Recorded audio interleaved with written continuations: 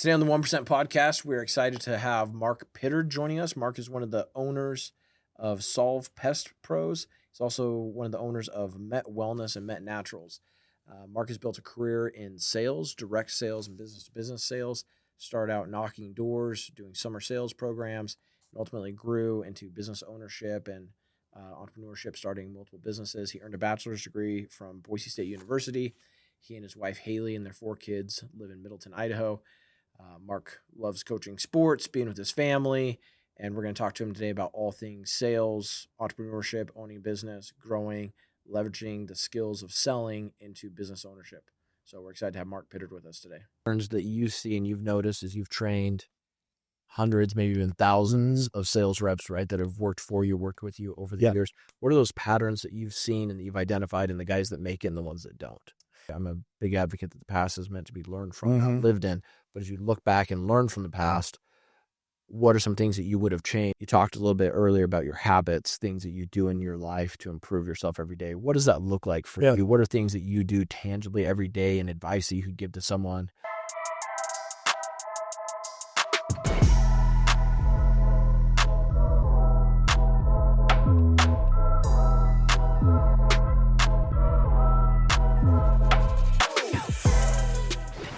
Mark Pittard, welcome to the podcast. Good to be here. Glad to have you. So Mark and I are personal friends. We've been friends for a long time. It just so happens that I'm a big believer that you become like the 5 people that you spend the most time around. And so it works well for me to have high quality friends because I feel like it brings me up, makes me better. And that's part of the whole point of the podcast is to expose people to high quality individuals and let them learn about you, learn about your background, what you've done. We've had a bunch of amazing guests. And so glad to have you join us and add to that. So appreciate it. Let's jump right in so people can kind of get to know you a little bit. Give us context. Where did Mark Pittard come from? Sure. Backstory, family, parents, siblings, growing up. What was the dynamic like? Talk to us about that. Very kind of standard family. I mean, there's 7 of us kids, which probably isn't the standard. Yeah. 5 straight boys. I was the youngest, had 5 boys, and then 2 sisters at the end. Okay. My dad, he worked at Simplot. He was a research and development, kind of on like the food science side of things. He got his master's from BYU. Okay. Mom was a stay-at-home mom until I got into about the 5th grade, and then she went back to teach elementary music. So she was my music teacher for a little bit with it as well. Oh, crazy. Grew up in Caldwell. Love it. Seatown over that way. A lot of people had that kind of stigma of Caldwell being kind of a little rougher place, growing up a little bit, which it's not. It's an awesome place. We grew up back by Lake Lowell. Out in the country. Yeah, like out in the country. unincorporated Canyon County. Yep.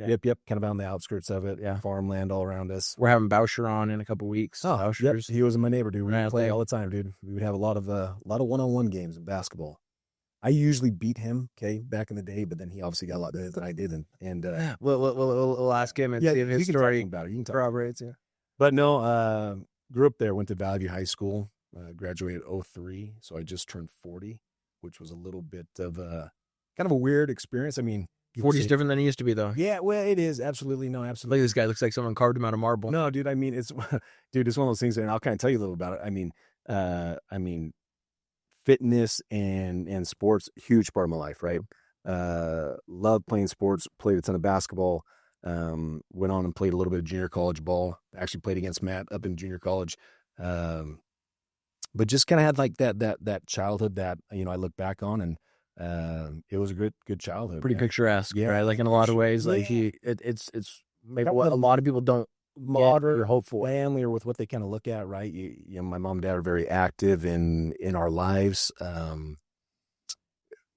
We had our challenges like any kind of family, but for the most part, I mean, I had 4 older brothers that I really looked up to. All successful guys right now. Obviously, they've gone and done a lot of amazing things in their own life, but brothers that kind of pushed me, and then I had a sister, Jennifer, right behind me. She lives out in Utah, and then I have a Down syndrome little sister, Melody, and she's awesome, fun.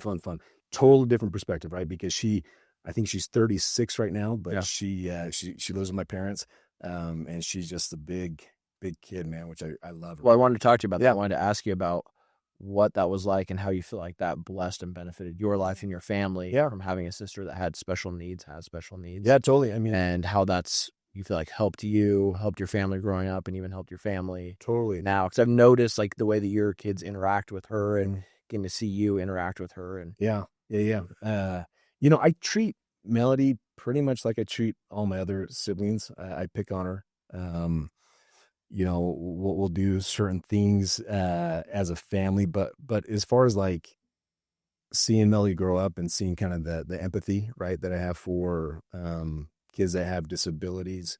And I look at Melody as not like this burden, obviously, even though she's with my parents all the time, right? And sometimes like I think that it can be quite a bit to have a Down syndrome or just somebody that has, a certain handicap and disability to be with, their parents all the time. But we look at Melody as just a huge blessing. She's taught me a lot of kindness, grace.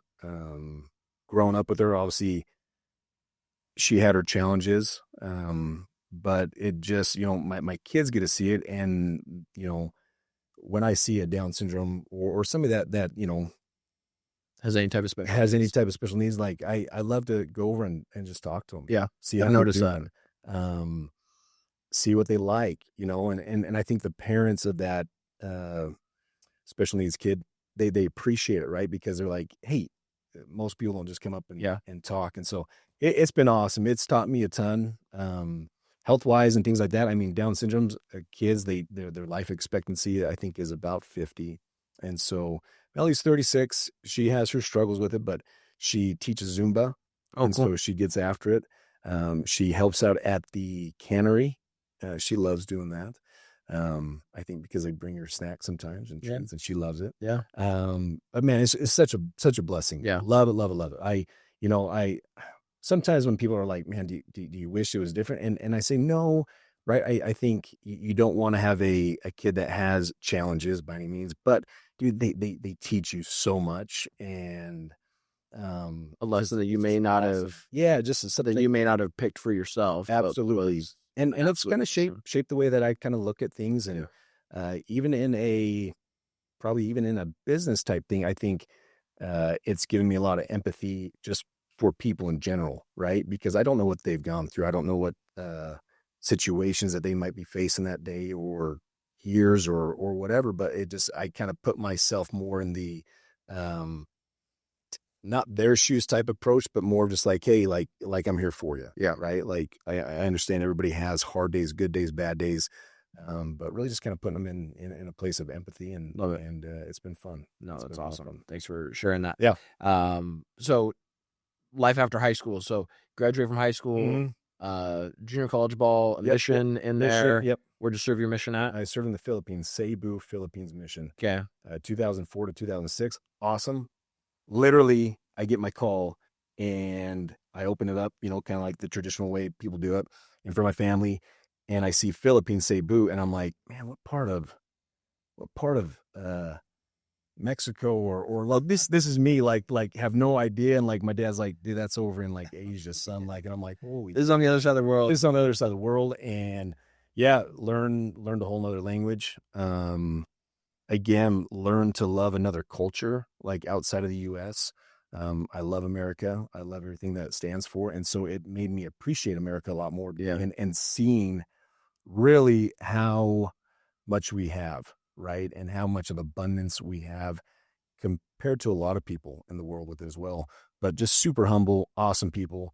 I can pick out a Filipino or a Filipina when I'm just kind of looking at them like, dude, I bet they're from the Philippines. And then all of a sudden I start to talk to them. And more times than not, I'm usually right. Are you speaking Tagalog to them or? No, it's Cebuano. Cebuano. Yeah. So there's a lot of different dialects. Learned Cebuano. Still can rap it out pretty good. There's a lot of words that I don't remember. Okay. But still. Could you introduce yourself to me or say something? Sure. Yeah. So if I was like, when I would see somebody say, ako si Elder Pittard, kikan sa Idaho, na ako'y sa Ebanghelyo ni Jesu Cristo sa mga santo sa ulihing mga alaw na may mensahe kabahin sa tinuod Propetta, and so on and so forth. That's right? pretty And amazing. so 20 years later, right? Like so- to bust this out. probably sounds That's super awesome. bad, so No, I it's awesome. apologize to all the Filipinos that might be listening to this right now. Uh, But no, it was a great time, great experience for me. Served there for 2 years, and also came back, and I was going to go play over at BYU Hawaii. My brother Jeff was playing over there for basketball. Played at Big Bend Community College, great place. Went on my mission. Then I was going to go, and then they just decided to scratch the program. Okay. Probably the best thing that happened to me because I was able to meet my wife. Okay, so you met the farmer's daughter. Met the farmer's daughter. Yep. She definitely didn't look like the farmer's daughter when I saw her. So I was like, hey, Yeah. but getting to know her and everything. I mean, yep, she grew up in Nissa, Oregon, not too far from here. And yeah, she was a tractor driving gal that just, Tell us a little bit about her family farm really quick, if you would, and kind of like the dynamic. yeah. They have So- quite an operation out there. I mean, this They is got- not a, hey, we've got 20 acres and a few cows or something. This is a massive production operation. When we talk about this area, with Treasure Valley really feeds the world. Totally. They do. Absolutely. So they farm about 10,000 acres out that way. Onions being their big kind of crop. Yeah. They have a fresh packing facility where they produce, I believe, over 280 million pounds of onions. That goes everywhere. Shipped all over the world. If you go to Walmart, if you go to Costco, Albertsons, you've probably eaten why he produces onions. Awesome. Right? And then they watermelon and asparagus and you name it, they do a ton of stuff. And so it's really cool because obviously I've had, when I got home from a mission, obviously, and then when I got married, I did not want to work in the family business per se. It's very much a family oriented type business that way. And kind of looking at it, obviously my background is sales and we'll get more into it. But my father-in-law, he's like, hey, why don't you come work for me? I'm like, Craig, I love you. I just don't want to work for you. I just Loving you and working Well, for it's you are kinda often mutually exclusive alternatives. so. yeah. But I did. So when I was going to Boise State, I started working for the family farm over that way. And what my job was sales. Right. And so I would literally, I'm like, so what are we talking about? Like, do I call like Albertsons? And they're like, no, you got to call these other people. And they're usually over in New York or whatnot. And so you got to get up at like 3 a.m. to get them because they're up at 1 a.m. receiving the produce from all over the United States or the world. And then they're done by about 7. Okay. And so I would get up at 3 a.m., make all these phone calls and get nothing. And I'm like, dude, this is the stupidest. So you're like, what, 21, 22, 23? Yeah, I was probably about 22, 23 at the time. 24, yeah, somewhere around there. It's all kind of a blur when it kind of comes to, but yeah. So you're just learning the sales game. Yeah. Like this is your really first introduction to sales. Obviously, when you're a missionary, you're learning a lot of the same principles and you're dealing with rejection and knocking on doors and Totally beating people and talking to people. But as far as like, hey, I have a product, I have something I'm selling, someone's paying me. This was kind of your first exposure. Yeah, probably on a high level. Obviously, I was already doing sales door to door. Okay. How did you get into that? How did you get into door sales? Yeah. I got into that actually by my dad. Okay. So when I got home from my mission, he's like, I have the best job for you, better than anything. He'd always say, anytime he would ever emphasize something, it's like, dude, it's better than like sliced bread. And I'm like, okay. And so They knew it was good. Yeah. So he's like, hey, your brother sold door-to-door pest control out in California. That's what you're going to do with it as well. And I thought to myself, dude, this is really stupid. I'm like, door-to-door pest control. I've been home literally 5 days from my mission. I'm going to drive all the way out to Virginia with my brother and go knock doors. Your parents like, we're really happy to have you home. Totally. I'm like, dude, like, hit the road. Mom, dude, like, advocate for me. Yeah. But like, you want me to stay here, right? Yeah. And she's like, your brother made like $25,000 in the summertime. Like, you've got zero. You got to go do it. And so I thought what door-to-door pest control selling was literally carrying bug spray on your belt and selling that product to somebody. Knocking the door, and then spraying it. Totally. I'm like, dude, this is, and anyways, my brother Jeff, who I went out and did it with, he's like, dude, no, we're signing, like, selling them agreements. Like, somebody else is coming to do that. I'm like, dude, this is complicated. Oh, okay. Yeah. As long as I don't have to like wear a fanny pack and a sprayer and stuff. Totally. I'm good. And I went out there, zero training, no experience.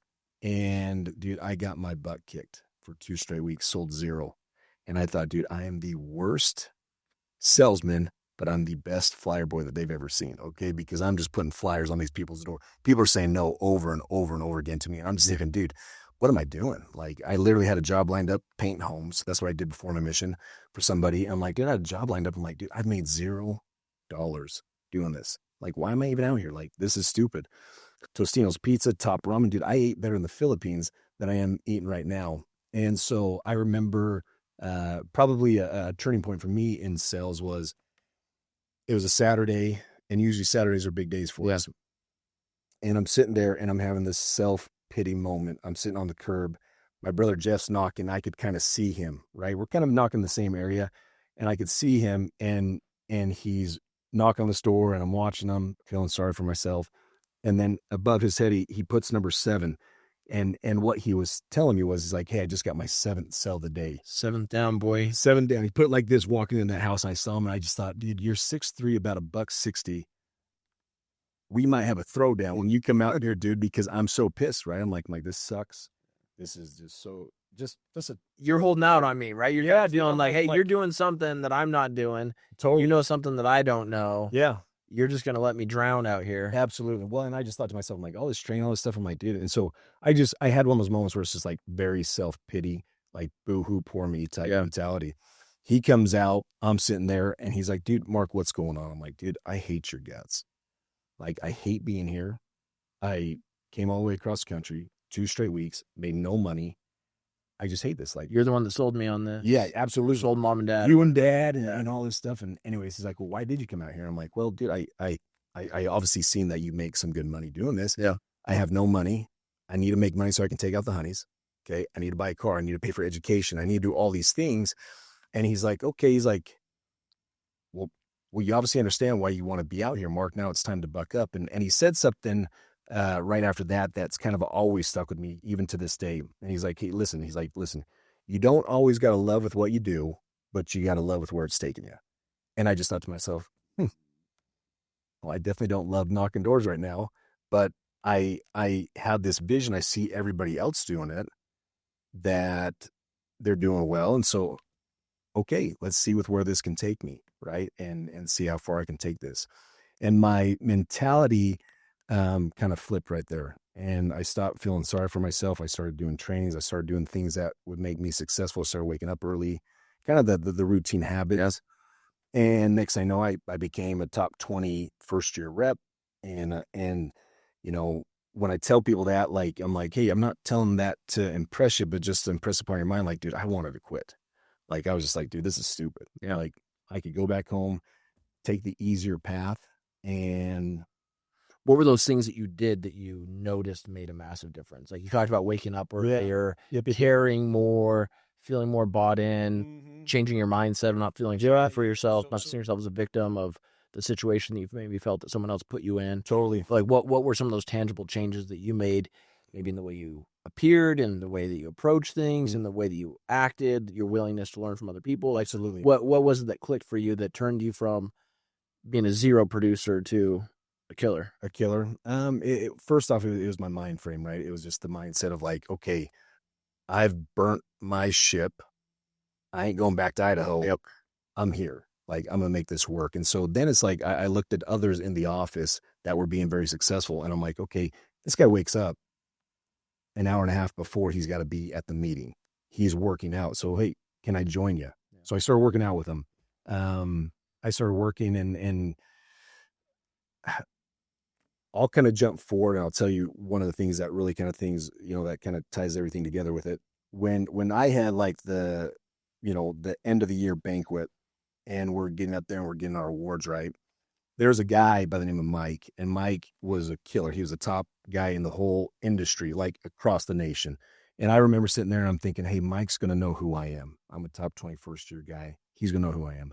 Has no idea. He's the top guy in the whole, company and country. And I'm like, Mark has no idea who I am. I said, hey, top 21st year rep, blah, blah, blah, blah, blah. And I said, hey, I've got to know what you did. And instead of him saying like, well, what he didn't do per se, he's like, well, what did you do? He focused it on me, right? And so that's when I was like kind of looking back. I'm like, okay, this guy who's a top performer is looking now at me in the standpoint of like, hey, what did you do to get yourself in that top 20. And so the cool part about that was, I think, a growth mindset. Everybody's there to learn, right? Everybody can learn. I look at everybody as an equal, right? In the standpoint of like, hey, you're my peer and I'm going to treat you like my equal so that I can learn something. So I'm not trying to put myself ahead of you or below you. And Mike kind of showed me that. He's like, listen, I treat everybody as my equal. I don't look at it as like you're above me or I'm above you. Like I can learn something from everybody. And when I started to kind of look at that growth mindset when I was out there, I looked at like, okay, I'm going to wake up early. I'm going to be very disciplined in my eating habits. I'm going to start eating healthier. I'm going to start actually training in the manual, like the things that they actually gave me that, hey, could be important to learn. Yeah. Right. I started showing up early to correlation. I started working later than I started, I just realized like, hey, if I want to make more sales, I've got to work longer hours. Yeah. I started looking at it in the standpoint of like, hey, I'm not going to stay up and play video games at night. I'm going to go get a good night's sleep. Like some of these habits, I'm looking at all these other people. And so I started to incorporate them right at a young age. And I'm like, okay. And then it started to have an immediate effect, right? I started to make sales. I started to have better self-confidence in myself. I started to create habits more than just like a moment. And it was really fun to me to kind of start seeing, because I was like, okay, not only am I making money, but I'm actually building a lifestyle that I want to hopefully continue to live on and expand upon. Yeah. That's sustainable and Totally can carry over into other things. Mm-hmm. So as you move forward, so you started doing the summer sales thing, had success your first year. Did you know at that point that, hey, I want to go into a career in sales? No. Did you ever think that, hey, I'm going to be doing sales or sales training, owning businesses where I'm, teaching people how to sell? Nope. Did that ever come into your mind, or where did that sort of change along the way? Yeah. No, I mean, my first year going out there, and like for some people, right, monetary means is different to some than to others, right? Somebody could say, hey, I want to make $250,000 this year. They could hit it in July, right, and then stop working. Yeah. And so I looked at them like, I want to pay for school, right? I want to get through school. I want to obviously have a good nest egg when I get out of school, because like knocking doors and things like that, I was like, dude, heck no, dude. Like, yeah. It's hard work. Hard work, a lot of rejection, but like you travel and you move, different locations. I started to kind of look for the future of like, okay, if I have a family, will my wife? You're knocking doors on nights and weekends, and that's when you want to be with your family. Yeah, totally. So, but I looked at it while I was in school as this is the best opportunity for me to make as much money as I can, because I made 30,000. All of a sudden, like the following year, I doubled that, and then I doubled that, and I'm like, okay, if I can double that while I'm in college, if I'm making six figures, I'm like, hey, this is something that's really good. I'm having opportunities to manage, to lead, to do different things. But as far as owning like pest control and doing all that stuff, that really didn't click into me until I was about ready to graduate from Boise State. Okay. Got my degree in marketing. Love Boise State. Love my Broncos. But I kind of looked at like the real stuff that I was actually learning was actually knocking doors. It was just that real world, real life experience. Like books and all that stuff are awesome, and like you can learn just so much. But if you're not applying it, and if it's not applicable and actually with what you're doing, then it's just like you're just reading another book. Yeah, I'm a firm believer that for your first 10 years in your career, you should have two jobs. And one of those jobs can be going to school. And the other one is that you should have some real world application, right? Yep. And then even once you do get out into your career, you should still have two jobs. Mm-hmm. And maybe those roles reverse where you're getting into a career, but then your education is your second career on top of that. Yeah. It's what else am I learning? Whether that's another job that you're in, or whether it's, hey, I'm investing in skills in myself. I'm starting a side hustle. I'm doing something, but I advocate all the time that for your first 10 years, you should have two jobs. Yeah. When you're in school, you need to have a job. And then once you have a job, you need to put yourself back in school to constantly be learning. Yeah. And I love that, right? In whatever form that is. Yeah. Kind of that growth mindset, like always learning. And it wasn't until right before I was about to graduate to where I'm like, dude, I'm making this kind of money. I'm looking at the job market and I'm like starting to apply. I'm like, dude, I don't think I'm going to be making what I made here anywhere else. And so I'm like, okay, I'm just kind of weighing my options. And I'm like, either I go all in or I get out. That was just the two things. I'm not just going to keep like just meddling around. So I remember talking and one of my mentors, one of the guys that I really kind of look up to in this industry was Tom. He was one of the owners of our company, highly successful. And I came to him, I said, hey, Tom, listen, I'm like, I've done this now with you for going on 8 years, right? Took me a little while to graduate from Boise State.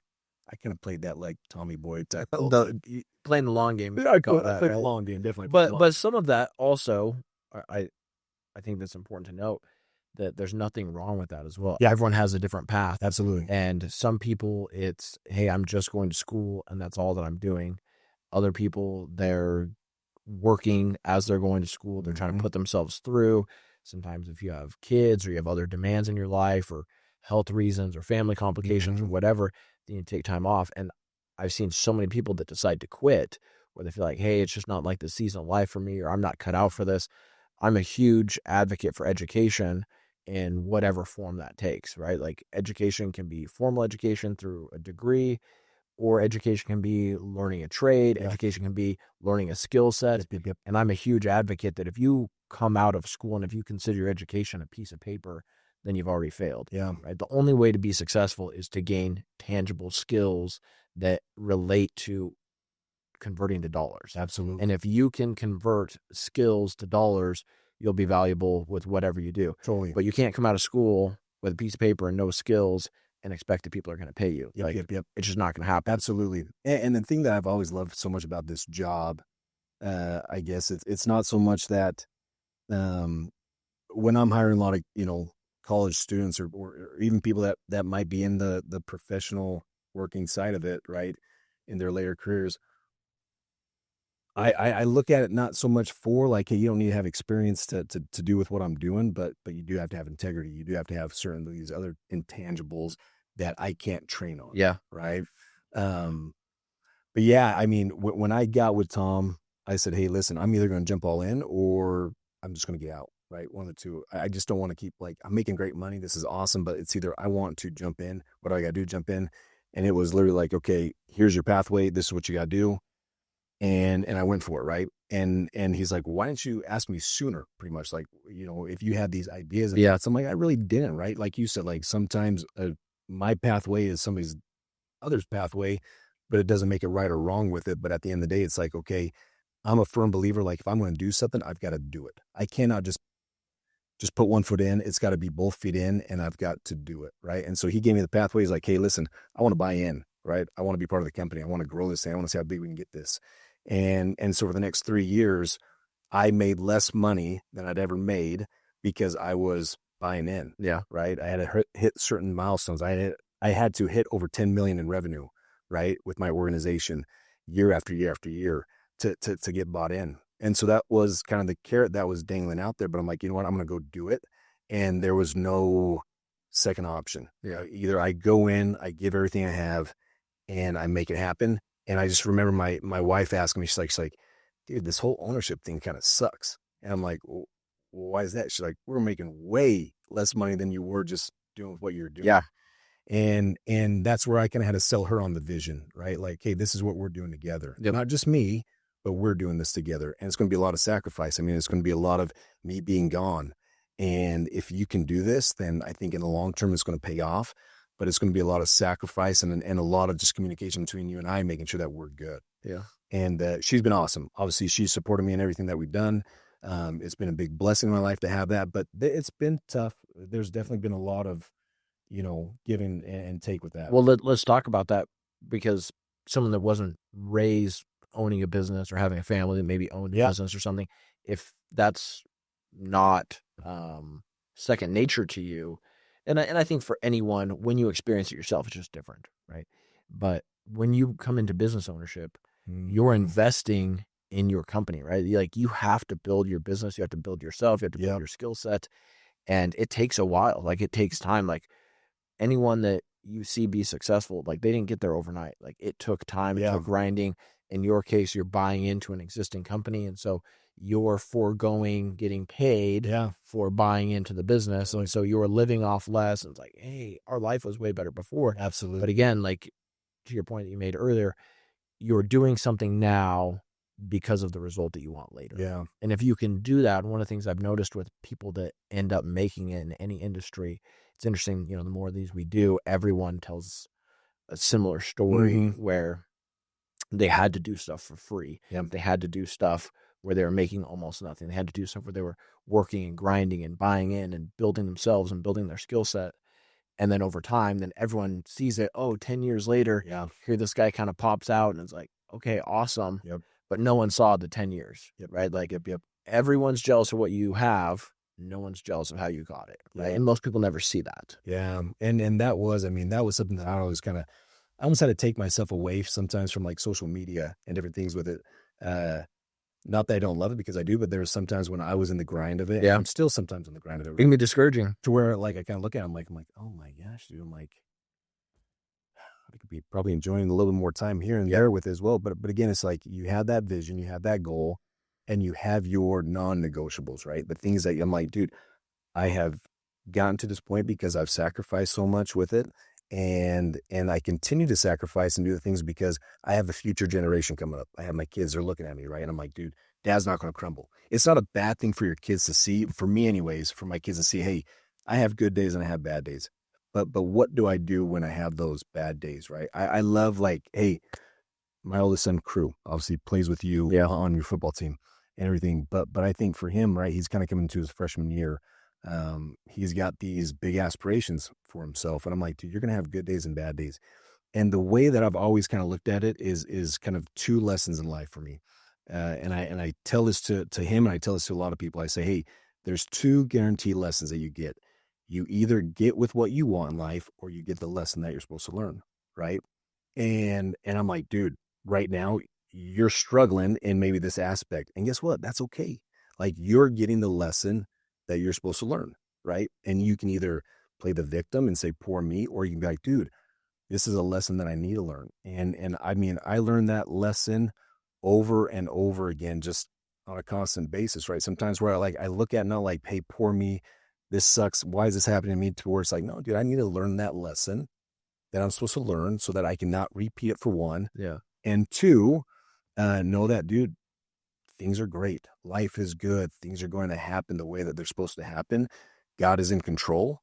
And no matter what, as long as I'm doing everything that I can, the business is going to be okay. My family's healthy, and things are going to work out. And as I've continued to do that, kind of fast forward till now with that business, I mean, it's a business that just in the States alone, I mean, we do roughly probably about 80 to 100 million in the States. And then up in Canada, we're now becoming the fastest and largest growing pest control company up there, where we're almost outpacing with what we're doing in the US. And so, you know, I couldn't really foresee that, right? Like if you're to ask the 25-year-old Mark, like, can you see that? No, right? But now I can see, I'm like, dude, we can grow that to double that, right? We kind of now have the blueprint where it's like, hey, we're not just going to surpass that. We're going to double that now. We're going to do things. It might be a little bit more sacrifice and pain on certain things, but totally worth it. Totally worth it. So what are the patterns that you see and you've noticed as you've trained hundreds, maybe even thousands of sales reps, right, that have worked with you over the years? What are those patterns that you've seen and that you've identified in the guys that make it and the ones that don't? Yeah. So, one is I know it kind of sounds like very cliche or just like the common thing is that they have grit, right? But a lot of these sales rep have this grit. I mean, I've had guys that have come and girls that have come and worked for us, and you look at them, you're like, you don't usually fit the pattern of like this typical sales person, right? You don't got the gift of gab and all that stuff. And the reality of it's like you don't have to have that stuff. You got to have a mindset of, hey, I've got no quit, right? I'm going to make this happen. I can handle rejection. I can do hard things. I can do something difficult for a sustained period of time and be able to maintain it. Yep. And then the second thing is they have a consistency to them. And I always believe that consistency wins, right? There's a quote that I love to kind of look back and when hard times come or people are kind of struggling and they come to me and they're like, hey, Mark, I'm struggling with this or I'm struggling with that. And it always kind of keeps coming back to me, right? Obviously I talk to them about like, well, what are you struggling in? Right. You know, is it just like the intro? Is it, you know, overcoming objections? Is it just maybe being a little bit more persistent, right? Like people aren't saying no because they hate you. They just don't know yet the benefits that you're doing, right? Or what we can offer. But then I always kind of go back to like the consistency of like, are you working, right? Like, are you actually working or are you just going through the motions? I think there's a big difference with that, right? I see that sometimes in my own personal life, right? I'll be sitting at my house and all of a sudden, like I start scrolling on Instagram and next thing I know, 30 minutes goes by. I'm like, all right, Mark, like we've got to get back into like, the routine. We got to get back into, getting after it. Right. And So overcoming distractions. Yep. Being able to overcome objections, difficulties, handling rejection, persevering, being consistent. Yep. And then just really like, having that end in mind, right? Like knowing like, hey, if I do this, I know that this is going to happen. And I know when this happens, I'm going to be able to get this or do this and like start to up my life and the things that we're doing. So they've got to have sometimes that end in mind, right? They got to have all those tangibles that we talked about that can be trained on, but like from like a really great sales rep to somebody who's just like excellent, right? They have these things to where they're not having like a instant gratification. They're prolonging it, right? They're not looking at their cell phone and checking things, right? They're putting it away and they're just going and working, right? They're not thinking. They're willing to grind. They're willing to put in the time. They're not looking at like, down. Hey, what am I going to do tonight? Right? They're like, hey, I'm being present in the moment, right? I'm working right now. This is the time that I've been allotted to, and this is what I am doing. And then what I think even goes even farther behind that or further behind that is they almost have like 2 SOPs and what standard operating procedures, right? We have one for when we're actually selling somebody, right? This is what we say, this is how we do it. But then when you're not in an appointment and you're not talking to somebody and doing things, what is your standard operating procedure? Are you finding more leads? Are you spending the time following up on leads? Are you doing the things that are going to continue to funnel these leads into your organization, right? So that we can continue to close and do those things. Or are you just kind of looking at that just on a single, like, hey, I'm just going to knock, do this, or try to find this lead and close. And so I really look at like the good to great, the great to like just top notch is they have a standard operating procedure for everything that they're doing in their life, right? For the sales side, for when I'm just, at home and I'm doing my follow-up, right? And a lot of times I look at sales too as people are selling a product, but really people need to not just like sell a product. They're really kind of selling an emotion, right? Something that's actually going to lead them to actually wanting to actually buy with what you have for the things that you're doing. So as you developed your skill set in sales and training people, growing business, how do you feel like your skill set of selling and working in sales type of role, how do you feel like that prepared you for being a business owner? And you feel like you still use that same skill set every day, right? You're not knocking on doors, but how are you utilizing that skill set to continue to help grow your business? And what are things that you would tell any business owner, someone that wants to aspire to own a business or, to buy into something eventually, what skills should they be gaining? And how does selling help you even now as an owner and beyond? Yeah, I mean, there's a lot of things that I still am learning, obviously, just like anything that kind of comes our way. The first thing I'd probably tell them is be a master of what it is that you're doing, right? Like master that craft. Work on your craft every day. Work on that craft every day. Whatever it might be. If it's, dude, if you're a social media content creator, right? Work on that craft every day. If you're a bodybuilder, work on that craft every day. That would probably be the first thing that I would ever tell somebody, right? Like, owning a business and all that, like, far greater than I do with that too, Cam. Like, it's tough, right? You got so many different personalities that you're dealing with. You have certain people in the accounting perspective and then the sales perspective. But I really always tell somebody like, hey, just master your craft, right? Be so good at it that no matter what, you always have a job, right? You're always create so much value that someone can't help but want to pay you. You can't be fired, right? Like you're crazy, right? And then all the other tangibles come, right? And then I would say, do it, right? If you're at that point where you're like, man, like I really want to start a business, do it. I'm a big believer of just like, you don't have to know all the answers, but you can surround yourself with people that do. Yeah. and do it. Go for it, right? And no one ever does, right? Yeah. No one ever knows the answers. There's never a right time to start. There's an old Chinese proverb that says the best time to plant a tree was 20 years ago. Yeah, The absolutely. second best time is today. It's today. And starting today to do little things. Hey, I want to own a business. I just haven't started it yet. I haven't been willing to do this. Make one step today. Yep. Go on to LegalZoom. Go start an LLC, right? I'm not plugging LegalZoom, whatever. Lots of different ways. But, go online. Yeah. Go fill out the paperwork. You can go start an LLC in like less than 20 minutes. Yeah. Next day, go file that with the Secretary of State in your state where you reside at. Yep. File the paperwork to get an EIN number. Once you get your EIN number, go open a bank account. Yeah. You now have a business. Yeah. Right? Yeah. Go get insurance. Go take care of whatever other licensing stuff you may need to do.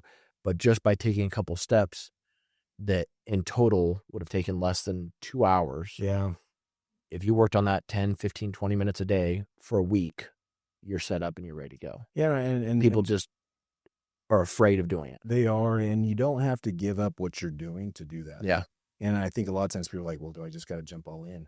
No. You don't have to jump all in. Like, 2 jobs. yeah, 2 jobs for your You're first 10 exactly years, right. right? Like, Yep. even if you're working somewhere, start your second job. absolutely. Right. And I think sometimes that was always like what was preached to me. You got to go all in. You got to go all in. I'm like, well, what happens if like I give up my job and then while I'm building this, there's zero income, right? Yeah. Like I believe you can start a business, and I think it's easier to start a business now than it's ever been. 100%. Right. And you don't have to be right knowledgeable on everything, because you won't be, and you're going to have, and you're going to make a lot of mistakes. Yeah. And that's where you learn. That's the beauty of business, right? You learn so much about yourself. You learn so much about what you can handle and what you cannot, quote unquote, handle. And more times than not, you can handle pretty much anything. Yeah. Right. It's just go and do it. Right? It's like the lesson of life, right? Like, we're here to learn things that you can't learn in any other way. If you stayed at your parents' house, if you lived with your parents, if someone was taking care of you your whole life, if you never went out and had to make your own way, if you never faced difficulty, Yeah. you would never learn. Like, the only way to learn things is by doing, reading about them, observing other people. All those things can help, but ultimately you're never going to know everything. Yeah. And the only way to actually learn is by doing. Yeah. And so the irony is that most people wait until they feel like they know enough. But the reality is you will never actually know enough. Totally. You jump in and you start, right? Like, Yep. I'm not a good podcast host, right? Like, I'm learning, I think you're doing I'm pretty growing, good. but like, you just got to start. Yeah, right? you gotta just start. start and you learn and you grow. And I watch the episodes and I critique myself and I say, I should have done this differently. I could have asked that question better. I could have been better here. I could have been more direct there. I should have sat up this way. I shouldn't have looked that way. Sure. But critiquing yourself, learning and growing and saying, hey, I can be better in these ways. And pretty soon, if you just get 1% better every single day, pretty soon you look back, you're like, wow, I've come a long way. I was the guy that couldn't sell any pest control for the first 2 weeks, and I just got a little bit better. Yep. I got a little bit better, right? Like, you didn't get to where you are today in a day. It didn't happen in a day, it didn't happen in a week, didn't happen in a month. It was sustained growth over long periods of time, right? Those small incremental improvements aggregated over time Yeah. comes out to a massive difference. It's funny that you just something triggered in me, right? Like, I used to, when I was on a plane, right, and I just can't sit there and not talk to the person next to me. Yeah. And so I'd always like stir up conversation. People would always ask, "Hey, what do you do?" And I remember I used to like come up with the most elaborate things. I'm like, "Oh yeah, dude, we'd go and we generate a lot of business for this company. We do this and that." And it was almost like I was embarrassed of the things like a door-to-door salesman. I'm like, it was kind of funny, like, but now when people ask that stuff, and I don't know why you just saying that kind of triggered like that thought that came into me, but it's just like, yeah, we go and we knock doors, right? And it's really hard. And when people ask me now, like, hey, what do you do? Like I kill bugs. We sell pest control, but that's not who I am, right? Like I help, like when somebody asks me now, like, hey, Mark, what do you do? I'll tell them I help 19 to 25-year-old young adults become the best version of themselves, be able to earn 25 to 35, maybe even $50,000 in 3 months, right? I help build their resume, right? That's with what, that's what we do now, right? But who I am is totally different, right?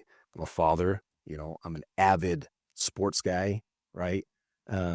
Things like that, like that's who I am. Like I love God. I believe in God. I believe that, that there's a higher purpose than just being here on this earth. Trying to Like make money. so many different things, but like what I do is not who I am.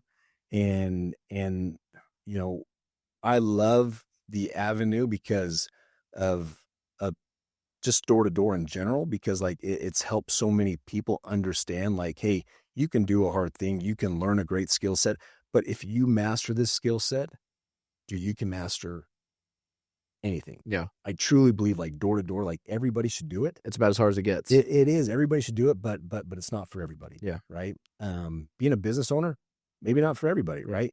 And if what I'd probably tell some people again, like, hey, if I should start a business, if they were to ask like what I would have done differently, I would have just started sooner. Okay. I would have started a business. Well, that was gonna be one of my next questions Yeah. for you is like, what would you have done differently along this path that you've been on? Right. Is you look back and you see, here's where things went well, here's where things didn't. And there's a fine balance to that because you don't want to live in the past, right? I'm a big advocate that the past is meant to be learned from, not lived in.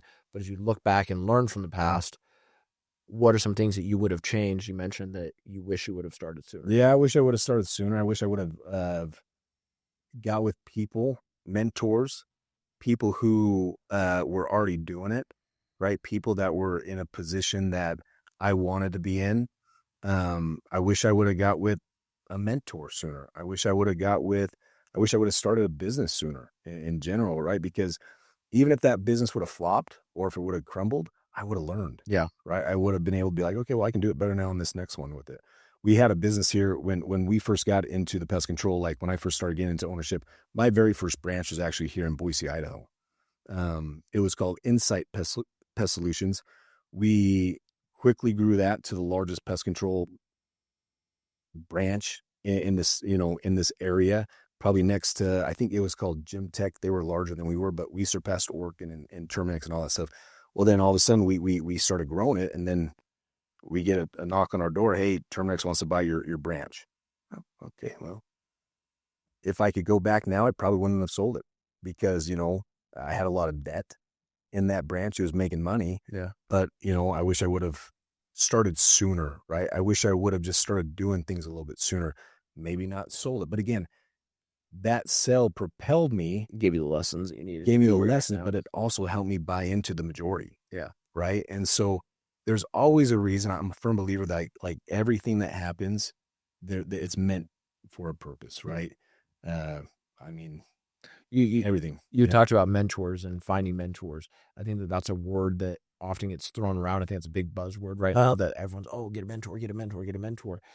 And to people that may be younger, I could rewind back and think of myself 15, 20 years ago and be like, okay, how do I get a mentor? Yeah. Like, how do I go knock on someone's door? How do I call someone up? How do I go reach out to someone and say, hey, will you mentor me? Right? Like, I have nothing to offer you. Sure. But how will you mentor me? Like, I'm a big believer that mentorship can take a lot of different roles and can look differently. Yep. What were some of the ways that people influenced you? Who were some of those mentors in your life? And maybe like, what did some of those roles look like? It sounds like even this one guy, Mike, that was like the top producing guy, in a way became a mentor to you, even though your interactions may have been limited. But by having a conversation with them, by learning from them in a way, like that dude became a mentor for you. He did. And even if you're not conversing with them all the time, you're watching them online, right? You're watching what they're doing. You can be mentored from afar. I'm a firm believer in that. Absolutely. But like, maybe talk about that and what the mentors you had and the role that they played for you. I wish I would have gone with just mentors in general. I always sometimes thought like the lone wolf type approach was a good approach, and it's not a good approach, right? I can go fast. And that's a common misconception among people that are getting into business or into sales. Like, hey, it's every man for himself. You got to like look out for yourself and you got to make your own sales, make your own way. But couldn't be further from the truth. Yeah. So Tom, who's one of the main owners of our company. So Vantage Marketing is the big marketing kind of organization. And then obviously we own all the pest control branches throughout the United States. But Tom told me that too, because I thought, man, like, hey, look at what I'm doing. Like, look how hard I'm working. Like, and then all of a sudden I started getting burned out. Right. I'm like, dude, this is just a grind. Like, and he's like, listen, Mark, you can go fast. You can go really fast doing it by yourself because you don't have all these other things. But if you want to go really far, you got to have a good team. You got to have a good like network of people around you. And Man, I didn't learn that until in my 30s, honestly, like where I'm like, I need somebody to kind of help show me with what I'm not doing yet, like who I'm not yet, what am I chasing still? And so I started to reach out to people, not just in my industry, but just like people who I just like looked up to, right? And I'm the same way, right? Like who you surround yourself with are kind of your mentors in a lot of way, right? The things that they're doing, the things that they're becoming, the things that they're growing here. Your right? friends should inspire you. Absolutely, right? Dude, here's the thing. Like 5 years ago, I bought all this podcast stuff. I had an idea, right? To where I'm like, me and my son are going to get on there every week and just talk about life, right? I had it all set up and I never followed through with it. Still kind of pissed off that with this day, but I look at these things like this. I'm like, hey, you're creating stuff. Like it inspires me just in the standpoint of like, dude, we can do this. Like I should go back and get that going, because I think down the road when my son is out of the house and we have all these, just talking about life and whatnot, it will be something that I'll always cherish with it as well. You look at like all these podcasts that you're going to start doing 2, 3, 4, 5 years from now, you're gonna look back and be like, dude, this is awesome. Look at all the people that I was able to interview. Look at all the people that like came through here, and you're building. And I learned something from every single person. Right? Like selfishly, like I invite people on that I want to learn from. Yeah, and I just take from the standpoint of what do I wish that I would have known 5, 10, 15, 20 years ago.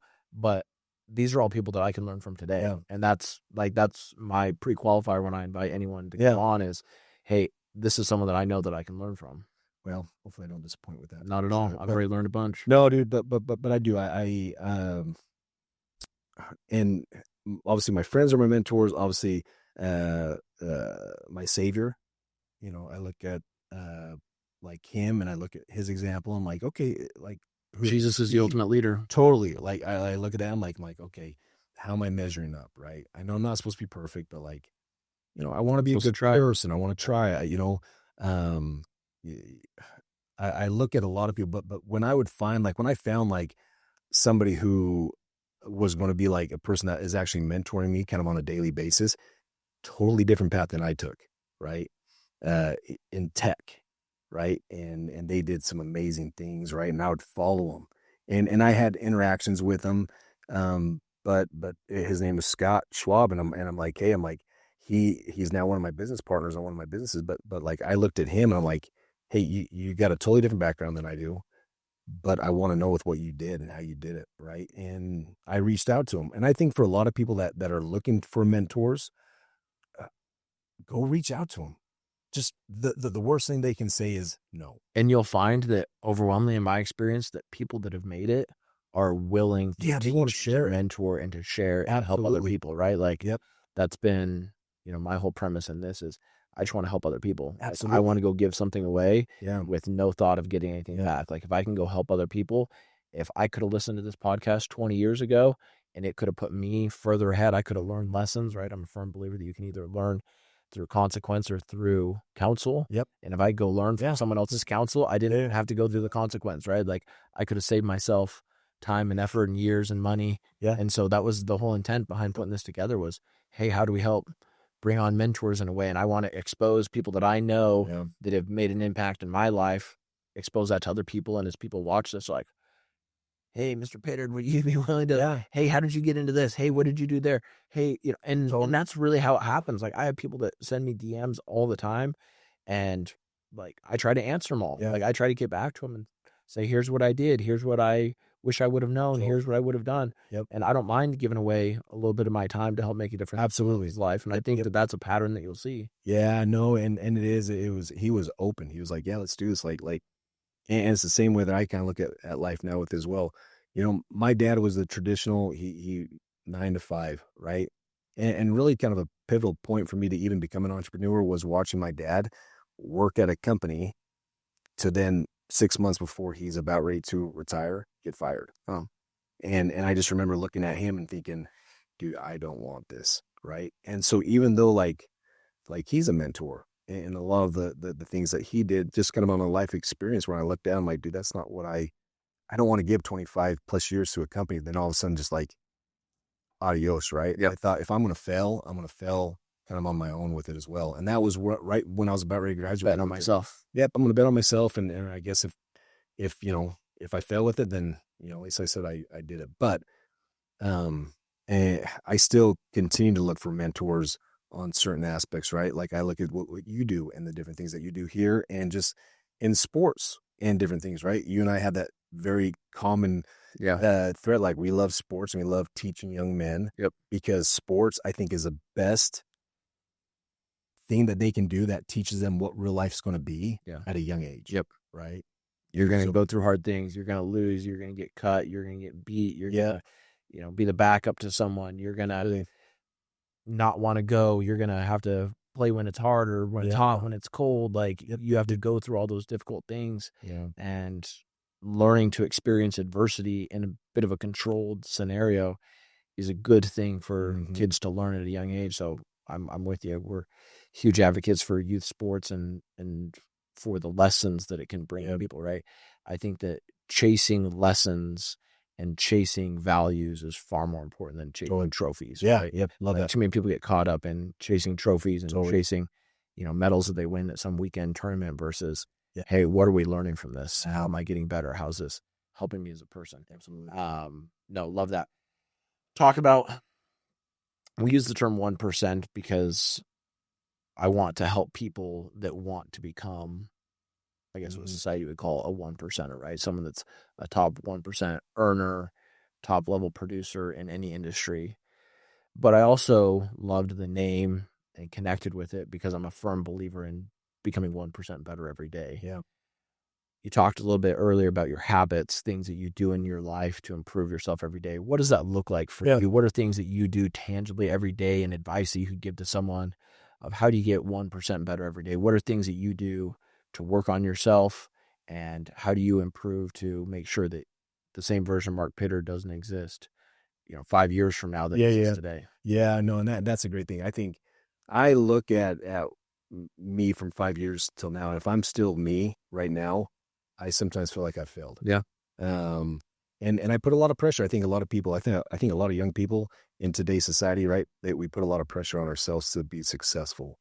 And my daily habits, what I usually do on a daily basis is I get up, get my son up right now. We go and he works out, we work out, right? We come back, have a good breakfast, get the kids ready for school.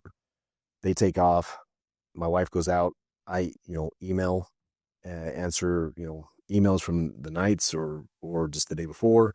And then I just start, going through kind of like my SOPs, right? I'm going to call X amount of managers. I'm going to call X amount of clients. I'm going to go through all my like daily things that I know that I've got to do. I've got to follow up. I think follow-up's a huge thing that a lot of people just don't prioritize anymore, right? Like, okay, I know that these people need to be followed up on. These people haven't either bought things or they haven't, or I just need to chat with them, right? See how they're doing. And so I'll start kind of going through like all these standard operating procedures. And then I have my meetings in the afternoon with, my clients. And then I have my appointments with my managers again, right? You can overdo meetings. I don't like to overdo meetings. Yeah. So like, I want to make sure like, hey, they're very specific. They're very short. They're very concise with it. I'm holding someone accountable. I'm not much time, but I'm holding myself accountable with it as well, because I think being your own boss is such a great thing. But there's times where it's like, dude, I need to hold my freaking self accountable on some of these things, that I'm not just preaching to them. Yeah. That I'm actually doing with it as well. We started a business, in the supplement industry a couple of years ago with Scott. I don't know how much time we got. You're good. I'll tell you this, dude, like, to kind of go through this, right? Like I sometimes will even get out there and knock doors, right? I'll travel, right? I plan out my kind of schedule. I used to do it a ton. Don't do it as much anymore. Obviously, I kind of hire people to kind of do that now. But I'm sure you're probably training people. You're training your trainers. Totally. Yeah. It's kind of different. But when I first started doing it, but like not to lose that touch of like what it feels like to be out there. Yeah. Dude, I'll go out there and knock doors sometimes, dude. And I think, dude, I mean, I did it the other week and I went and I got my butt absolutely kicked. And I almost kind of laughed at myself, right? I finally sold one late at night and I'm walking back to my car and I'm thinking to myself, I'm the crappiest sales rep, dude, that there's ever been with it.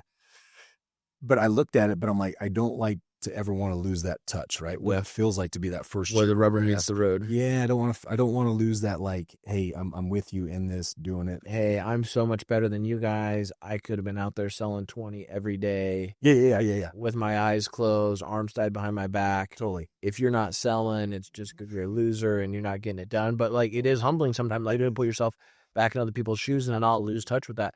We had John Otter on here a couple weeks ago, and his grandpa's J.R. Salot. His dad is Butch Otter, and he would talk about how his grandpa would go onto the line and would be helping people sew bags of potatoes, or he'd be there like as they're feeding things through, or as they're working things, and like having that touch with, Simplot at that point, a multi-billion-dollar corporation, and he's still down on the line and shaking people's hands and going to their kids' weddings or things like that, with staying in touch with his people and with what was happening. And people would tell stories about it. Like, oh yeah, I remember when JR came down and he'd, help me sew the sack of potatoes or whatever it was, right? Like, people remember and they love those moments, right? Yeah. They remember that, right?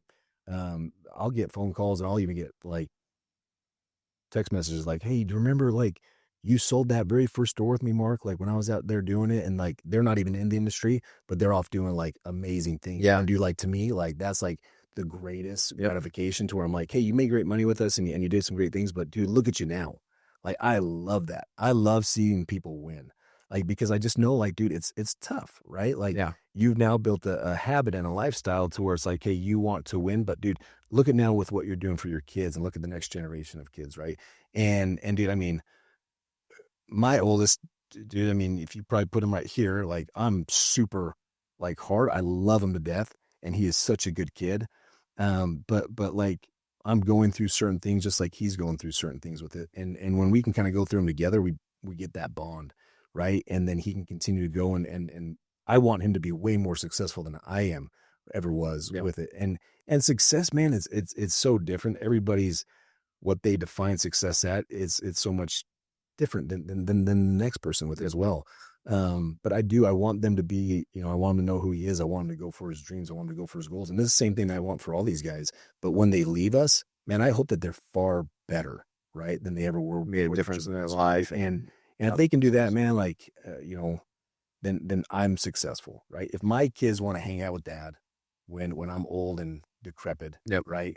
And then they have options to be somewhere else. Options, but they want to come kick it with mom and dad, dude. I feel like that would be like the most successful thing in my life, to where I'm like, okay, I can give you a lot of these things, and I want to do these fun things with you now and build these memories, because I think that's awesome. Yeah. But like, when you get your own family and you're doing some awesome things, I hope you still want to come. And if that happens, then I'm like, dude, I've made it. And your kids are going to see for who you really are. Like, eventually they're going to see Absolutely. it. And so, the better parent you can be, the more genuine you can be, the more authentic and genuinely concerned about giving your kids the best in the long-term sense of, sometimes I'm teaching you something or doing something right now that you don't love. Yeah. But this is for a long-term lesson that I want you to live.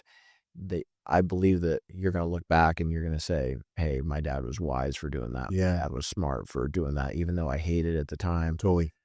I'm so grateful for my parents for what they did for me there. Yep. Talk to us about your supplement company right now, what you guys do. Yeah. Like, give us the plug and fill us in and what it is. I mean, a little bit. We've talked about it a little bit, but not a lot. Yeah. So this is kind of wild. Okay, totally foreign to me, right? In 2018, the hemp farm bill passed. Now, when you hear the word hemp, most people associate that with marijuana. Yeah. I mean, when we were kids, you'd make like hemp necklaces and bracelets and stuff. That was a big deal. But so, because of my background in the farming aspect, my good buddy Scott, who was in the tech and then had some exits and did different things, he's like, hey, will you grow hemp for me? And I'm like, dude, I'm not growing weed, bro. Like what the, like, no. He educated me up on it a little bit. He's like, dude, hemp and marijuana, totally different things. He's like, there's a big CBD craze, right? And all this stuff. And I just thought, oh my gosh. And so I go to my father-in-law, and he's like, I'm like, Craig, you want to grow any hemp on your farm? He's like, Mark, are you doing okay? I'm like, do I need to get my daughter out of there? My grandkids? Totally, dude. And I'm like, listen, I know it kind of sounds kind of pulling his phone out. I'm like, but listen, let's just listen. And I'm like, and so we kind of went through it. Well, we had some of these guys that came from other places, Kentucky. They flew in, Scott flew in. We kind of met with them, and we got into this business, and I'm not recommending this because I don't think it's the right way to look at it based upon financial, like there's a lot of money that everybody was looking at on this. And I don't like looking back on that. That's not the way you want to look at things. You want to create a business, right? I mean, the money's great. It's got to be part of it. It's got to be part of it. Absolutely. But like, where's the basis, right? Like, what's the foundation, right? And is there an industry? Is there a market for it? All that stuff. Well, everybody and their dog got into farming hemp, right? It passed state by state. And so when it passed in Oregon, we had all these people fly in, multi-millionaires, even some billionaires that flew in, and they sat down. We met with them at the farm, looked at this thing, and they're like, we want you to grow hemp. And I'm just like, okay, like, and so we started going down this road, and everybody else in the valley started growing it too, because they looked at it and they just thought, hey, my onions aren't really selling that much. I guess this commodity. The return on investment is so much better. Let's do this. Well, we went from a little to a lot overnight. We grew 500 acres of hemp our very first year, more than anybody else did in that valley. I mean, we went all in, right? I would go up, okay? I have a brother-in-law that, you know, he's a little bit on the rougher side sometimes, great dude. But like, I'm like, hey dude, I've got to go up to Oregon, up into the mountains, and I got to pick up this briefcase full of seed. Do you mind coming with me just in case anything like happens? And he's like, yeah, I'll go with you. And so this is where it was like so foreign, because like I would literally go up into the mountains. I drove overnight, picked up this briefcase. I mean, literally big old thing, $2 million worth of seed in there to bring it back. We're gonna need to like cut like the Dumb and Dumber scene with like the briefcase. Oh my gosh, dude! Like airport and put that in there, dude. So weird, so foreign to me, all that stuff. And I just thought, what the freak am I doing? Like, what am I doing? Like, this is totally out of my wheelhouse.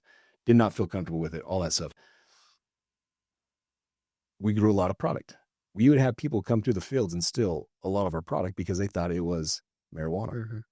And I'm just like, dude, what am I doing? That was one of those moments where I'm like, am I sure I'm doing the right thing at the right moment with it? Well, it got hard, right? We grew a great crop, oversaturated overnight, right? Everybody started growing it so that the price just tanked. And Craig and I kind of looked at each other, and I'm like, dude, you sure you want to do this, right? You know, we had that moment of like, oh, like the old crap type moment. Like, yeah. like what are we doing? Like, we're into this, millions of dollars, right? Like we're heavily invested. Well, we kind of looked at it and we thought, okay, we can do two things. We can either go more vertical and create a supplement line. And we already grew this product organic, no pesticides, herbicides, fungicides. We grew a really good product superior to far anybody else's. Let's find a superior processor. Let's find these certain things and let's create a superior product. And so, I mean, when I look back on it and I just think to myself, like, that was a crazy ride. Like for 3 years, we rode that thing hard to where it's like, we didn't make any money, right? We were just always investing. We finally created this company called Met Naturals, and Met Naturals, right? I mean, it had a lot of its challenges because you can't market on SEO. You can't market on Facebook. You can't do all that stuff. Even though it's federally legal, there's still a stigma behind it. Banking, they didn't like it, all that stuff. We would go and do some of these shows, and Scott would kind of run this platform for us. And we were at FitCon down in Utah. And FitCon, there was a lady right next to us called Just Ingredients. Not sure if you ever heard of her. Big influencer. She's probably got 1.5 million, but she's got a national brand called Just Ingredients. She probably does about 200 million with her own supplement line. She had a lot of CBD, other companies like vying for her business, right? They wanted to, have her like endorse it. Well, she's a big believer, like, I'm not going to endorse unless I actually like go to the farm, see the process, make sure that is all of what you guys are saying it is. And so Scott and her just were right next to each other. Out of dumb luck, they kind of started to kick it off, right? We had the line that we started. We were getting sales, but it wasn't very growing that fast because we had to do it through social media and other means. Well, Scott does a podcast with her, and then she comes out to the farm and she tours with us, right? And she would always, say like, if this isn't like everything that's cracked up to be, I'm going to pull everything. I'm not going to post it. I'm just, Yeah. So we went through it. We went through the process with it. And overnight we went from 0 sales to doing like 25,000 a day. Just like that. Wow. And you're like, So the power of social media, dude, like that was the first like really like taste that I had to where I'm like, there's something to She has this a powerful thing. following, She yeah. has a powerful following, right? And so we started then we started to kind of look at, we're like, hey, let's now start creating, right, collabs, products that she does with maybe some CBD oil, right? And we started doing that. We did face serums and we started doing more collabs. Well, we got to the point where it's like, okay, we now have a sustainable business. This is really good. Never thought I'd be into this kind of business, Yeah. right? Scott runs it. And I run it, and we're kind of looking at this, and all of a sudden we're like, hey, why don't we create a product or another like offshoot to where we can actually like have like a wellness category where it's like just the traditional things, magnesiums, turmeric, right? Ashwagandha, other supplements that we can actually market on Facebook, Meta, Google, all those other platforms. And so we did an offshoot about a year ago. We got Met Naturals to where it's like, hey, it's now doing 60, 70, 80, 100,000 a month, right? Where we had nothing, Yeah. right? Continue to grow it. We decided to do Met Wellness, to do all these other ones. And we've started to build that one up just like we've done the other one, but we can now do it through like regular advertising means with it.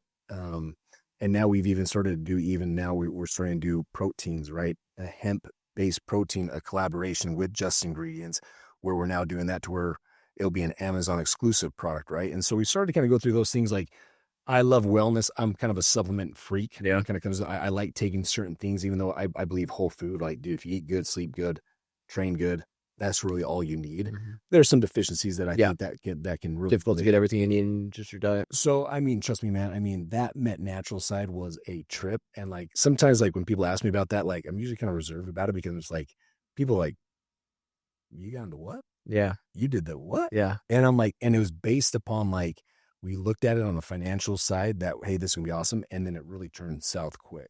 And we could either fold up shop, or we can be like, okay, we're going to pivot. Yeah, we can pivot some of the lessons that I've learned here in life to where it's like, hey, there was a reason why it's here. There's a reason, like, it's super hard. And I truly told myself this, and I'd have to tell myself over and over again, if I can't do it, no one can. And I just kept telling myself that over and over again. If I can't do it, no one can. If I can't do it, no one can. And behold, dude, I mean, when we started till now, probably about 95 of the companies that were in it are not in it anymore. Yeah. Now we're getting the market share. Now we're kind of building up with it as well, but it's still. Yeah. No, that's awesome. Well, I love just how you guys had to pivot, how you had to market in unconventional ways. Yep. How you had to, bring on collaborations, just all the different things that you guys worked through to try to make that business work. That, like you said, people could have easily looked at it and said, hey, we're just going to fold it up because it's not going to work. Costs are way higher. This has been more difficult than we thought it was going to be. It seemed like a good idea, didn't work out. But, being willing and able to pivot with it is a big deal. Last couple of questions I wanted to ask you. I'm a big reader, big advocate of finding books, finding podcasts. That's why we're doing this. But what are some books or things that you've read that have made a big impact on your view of business, life? If someone is watching this right now, a book or books that you'd recommend that you feel like made a big impact on your career? So two books. When you asked that question to me, like, I'm not a huge book reader. I like podcasts. Probably that's kind of the new book these days, it seems like. But when I first started getting it, obviously, The World's Greatest Salesman. Okay, I love that book. Okay, obviously the 10 Scrolls and talks about all the persistence and things that we're talking about. That was one of the first ones I ever read. And then obviously Stephen R. Covey, right? The 7 Highly Effective Habits. Successful People. Like, I love that one, right? And I still read that one, come back to it quite a bit, just because it's just so applicable. I remember when I read that for the first time in college, and I said to myself, I'm going to read this book every year for the rest of my life. And I haven't read it every year for the rest of my life, but I probably read it 4 or 5 times. Yeah, I'm starting. It makes a profound impact on me every time I read it. It's awesome. Yep. So, I mean, those are the 2 ones that I probably looked at. Obviously, The Power of One More by Ed Mylett was an awesome one. Yeah. And I'm a firm believer in just like, hey, doing it one more time, right? One more phone call, one more follow-up, right? I mean, one more door knocked. Like, I believe, like, hey, that there's a ton of power in just one more, right? One more rep, one more this. And then the newest one that I'm starting to read is Dan Martell, Buy Back Your Time. Yeah, and dude, like, I just started that one. I love that one so far.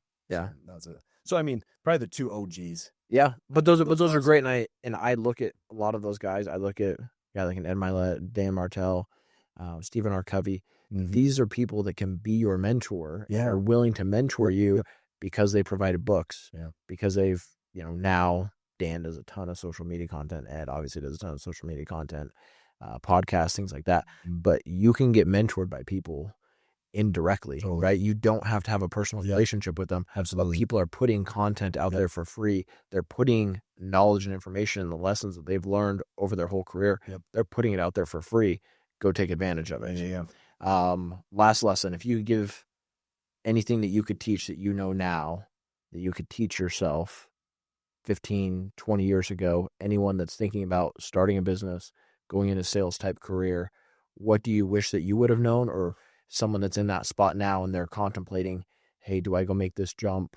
Do I go after buying a business? Do I go the traditional route? Yeah. What would be a piece of advice that you would be willing to give to someone if they came to you asking, hey, would you do this all over again, or would you have done something else? Yeah. I mean, if I could do it all over again, I'd do it again. Right. Yeah, there's things I'd probably do differently. But I would jump into it, right? I would jump into it sooner. But then I'd also probably just tell a lot of people that do it, like, just be patient with yourself, right? Like, give yourself some grace, right? Don't worry so much about what people think. I used to want to be a kind of a people pleaser. And sometimes, like, I love people, right? I love interacting with people. I love talking to people. I love to know people's stories. I think that's one thing that I actually really appreciate about you. Like, you wanted to know, like, you love people's stories. Yeah. You love hearing, like, what people's backgrounds are. And that's something that I love as well, because it's just like, it's fascinating to me. But, when people are looking into this, right? I'm trying to think of who said it, but like something that I always kind of go back to, it's like, the magic you are looking for is the work that you're avoiding. We have the sign on the wall right out there. We're going to throw it on the podcast. Oh, It's true. I love it. 100%. I like, and so, like, I think people that want to get into the business, right? Like, don't avoid the work, right? Like, the work is what makes the magic. And the more you can just embrace it, the more that you can just like, and really know with what it is. Yeah. Like it is what it is. Like, I'm knocking doors. That's the magic, right? Or I'm creating a really awesome brand and a really great product, and like, but I've got to make those cold calls. I've got to do that. Like the magic is in the work, right? And we avoid that so many times because we play it in our heads like, that's going to be hard. Yeah. Right. Our brain is designed to keep us safe, not to make us thrive. Yeah. Yeah. And your brain is going to tell you, do the thing that's easy, do the thing that's safe, do the thing that's not going to get you criticized, do the thing that there's a certain outcome, do the thing where you know you're going to be okay. Yeah. Yeah. Don't take the risk. Don't do the things that's going to get you made fun of. Don't do the things that are going to get you, put at risk. And so that's a feeling that we have to constantly fight against, is the feeling of complacency. Yeah. And I'm a huge advocate for people buying small businesses, starting small businesses. There's 33 million small businesses in the United States. Yeah. And there are opportunities everywhere for people to buy cash flowing businesses that are already working. There's opportunities, kind of like what you demonstrated, to come in, to offer sweat equity, to earn your way into a business. If you don't have money, like, oh, I can never be a business owner because my family doesn't have money, or I don't have money, or I don't know how to do it. There's ways. There's so many ways, right? You can structure deals so many ways, whether that's sweat equity, whether that's an owner finance type of deal, whether that's getting a lender involved, whether that's going through VC or bringing in some sort of other investor. Like, there's ways of getting capital. There's ways of getting equity into businesses. Maybe talk about that for a second, if you would, about people going into business for themselves. Yeah. I mean, there's a ton of ways. I mean, when obviously my path was sweat equity, right? I generated a lot of money, but I forfeited a lot to get there. Yeah. Right. Short term, forfeited. Long term, great. Right. There's a huge opportunity, like what I look at, like at service-based industries right now. Yep. There's the older generation that are getting older, right?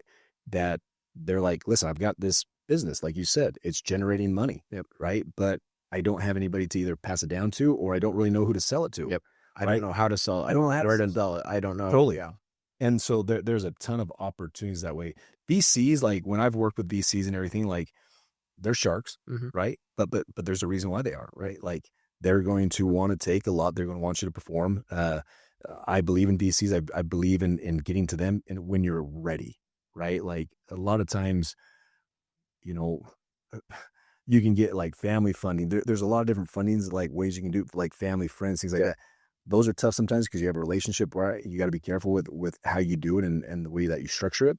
But I mean, there's a lot of businesses that don't take a lot of capital, right? When you kind of even look at like pest control side of things, right? I mean, the way that we do it, right? We invest a lot because we build sales teams and locations and get a lot of trucks at the beginning because we know we're going to grow rapidly, right? So we know like, hey, we're going to go into debt a couple million every, the first year, and then a couple million more every year after that, right? But we know like, hey, that million is going to produce 2 million. So it's like, hey, we can leverage that. Yep. But even there, you can do a lot of things where you don't have to put a lot of money into something like this. Dude, a lawn care business, painting, like there are things that you can do that doesn't take a lot of capital, but you gotta have a skill set. You gotta have a skill set Yeah. first. And that's why I always say, hey, the first thing you gotta do is you gotta master you. Yep. You gotta master your skill set. Once you do that, right? And I know that you're always learning, you're always growing, you're always adapting. And that's where elite sales reps do, and guys that get into business do, right? They're always adapting and everything, but like master you. Outside of that, dude, there are ways to find and to start. One of the biggest wellness brands in the world exploded because someone came in and said, hey, look, I want to come in. I'll take over your marketing. If I can grow you from where you're at currently to $100 million in a year, I want the opportunity to be able to buy half the company from you. And then when I grow it to 200 million, I want the opportunity to buy the rest from you. Yeah, I love it. Company that's doing a few $1 million a year, right? Like, if this guy can take us to 100 million, I do know. And he wants the opportunity to buy half the company from us at that point, oh, sure, right? Yep. They do it. Guess what? Yep. Grows it to 100 million. Done. Guess what? Grows it to 200 million. Boom. Buys them completely out of the business, grows it, multi-billion-dollar company now, and that's how they got to where they're at. And so someone can come in with no capital, but they can come in with a skill set. Absolutely. And skills kills, right? Like skills are what change everything. Yeah. Crew's quarterback coach always says drillers make killers. Yep. Right. But you're right. Skills kills, dude. Like one of the toughest thing, I mean, in a world where it's like the social media, I mean, I would probably say that too. If I could go back, I would build up me on my social media presence way more. And that doesn't mean that I can't do it now and I can't continue to like put out good content. But I used to use, and I still do a lot of times, use social media as a platform for my family, right? Putting highlights here and there, not really showing any of the bad things, just here and there. But like, honestly, like social media, man, it can make you from nothing to something quickly. You get a reel that goes viral. You do certain things. You can be the expert in your field and share that on a daily basis. You just had a guy on the podcast that he shared one over and over. I follow him. I love his content. Yeah. Right? Braden the Stud. Yeah. And it's like, he was just sharing content of financial freedom and financial advice. I'm like, I didn't really know that. Yeah. I want to follow this guy. Yep. And next thing I know, he's got 1.3 million followers. And just giving away value. Just out there. Value. Just You're teaching, exactly helping, right. just giving it away. And that's why value, man, like it's meant to be shared. Value and like this stuff is meant to be focus on value. Cash will come. Absolutely. Right? Like if you focus on just doing good things, if you focus on improving, you focus on building your own value, everything else will eventually. Well, and why did I follow him? Because he hit a bruise in me. Like he pushed on that bruise, right? He knew, like, I'm like, dude, I need like something on taxes and how to save money certain places or how to invest in. So I'm like, he got an emotion out of me. I push follow. And then, dude, it's like you're push on that. When you get that, and I tell people a lot of this in sales with as well. I'll just leave with this. Like when you feel that emotion, right? You're selling, like you're not selling a product. You're selling like the emotion and an outcome. Right? And when you're asking that question to somebody and they tell you what the issue is, just kind of like a doctor, right? They're trying to prescribe certain things. Like you want to push on that, right? Like that's the emotion. That's what they care about. They don't care about anything else. They care about with what they're telling you, right? And so that's what you push on, and that's what you sell, right? And that because that's the outcome that they want. And so I mean, the social media side of things, I would tell, like, as a business owner and somebody that's like getting into it and get more into it, like your social media content, it's highly important. Your production, right? Like your ability to produce valuable content, to be able to advertise who you are, what you stand for, what you can do, is the most valuable skill that you can gain. I saw a reel last night of a guy. I don't remember what he calls his channel, but it's a guy that mows lawns, right? Yeah. And so he flies a drone and shows himself mowing these lawns. And he had someone reach out to him, like someone billionaire status. Hey, I want you to come mow my lawn because he does these crazy designs, cool things, and whatever. Yeah. It was like, this guy mows lawns for a living, but figured out a way to market himself differently. Goes and gets paid tens of thousands of dollars for mowing this one lawn. Yeah. Like, he's built this massive social media presence. But no matter what you were doing, and I think this is a lesson I would wish that anyone could learn, no matter how insignificant you think that your business is or what you're doing, if you figure out a way to advertise that and to make people know about it, you're gonna be valuable in whatever you do. Yeah. And he's probably getting a ton of sponsorships from all these lawn mowing places and making a ton of money doing Lawn it. care products and everything else. Great. Good for him, man. He'll leverage that. So, this has been awesome, Mark. Appreciate you coming in. Dude, it's been fun. Appreciate learning from you. Yeah, dude, it's been fun. And all your life lessons, background experiences. Appreciate you coming on and for sharing. I appreciate you having me, man.